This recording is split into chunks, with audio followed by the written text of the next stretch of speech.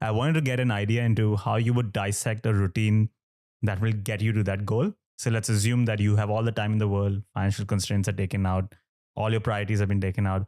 Let's say tomorrow you start a fight camp or like a training camp to get that rating. How would you divide your time? How many hours would you spend in each day? And what would you be doing in all those hours? Yeah. So I'm writing a book about getting better at chess, trying to sort of compile all the knowledge that's been shared with the people that I've interviewed. And one of my recent interviews, someone said something that really interviewed with me. It was really resonated with me. Sorry. It was international master Willie Hendricks, who's wrote some groundbreaking books. And he basically said quantity is quality, in his opinion, when I asked him what his philosophy of chess improvement is. And that really crystallized something that I'm taking a lot more words to say in my book. So I really think that there is no substitute for just many hours. So I honestly think the challenge that I described, if you removed all of those constraints, it wouldn't be that hard for me, because I'm not trying to become a world-class player. I'm trying to reach roughly a level that I've already been to. Yeah. Now, what we said about crystallized intelligence still applies. So maybe I couldn't be quite as good, but I think I could be in the ballpark.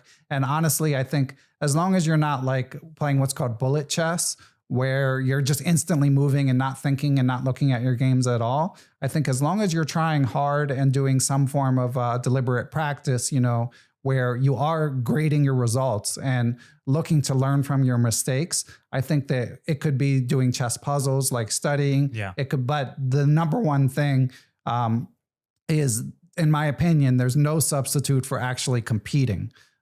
This is something I talk about also in my book. I mean, we mentioned the Lex Friedman podcast earlier. I'm also a fan of the Huberman Lab, and he talks about, he gives some tips for generating neuroplasticity in adults, and he describes wanting to have a novel environment. Like in order for an experience, it gets more challenging to assimilate new patterns as you get older.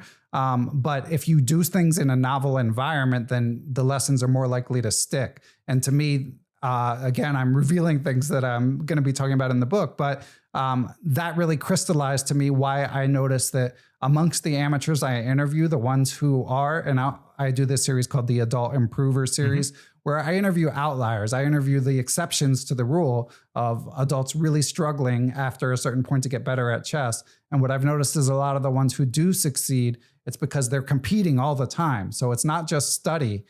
Chess at the end of the day is a game of decision making with a time, with a clock, so you've got to learn to navigate that situation and manage your time well, and calculate the sort of risk reward ratio of thinking as opposed to moving. And there's no substitute for just doing that over and over again, and then getting the feedback of the result and the quality of the choices you made. So if I had like an unlimited budget and, unlimited time, I would have a good coach, which I do.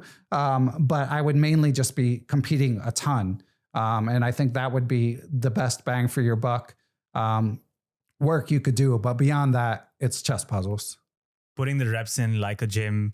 A lot of comedians talk about how many people stress being naturally funny, but it's all about just putting in the reps at an open mic and just. That's a great analogy. Yeah, you've got to be on the stage. You have to be on the stage. You get the feedback, and then you change your style. Then you come back again on stage and change it. It's an iterative process, and this is what Alpha Zero and Alpha Go do as well. So. Yeah.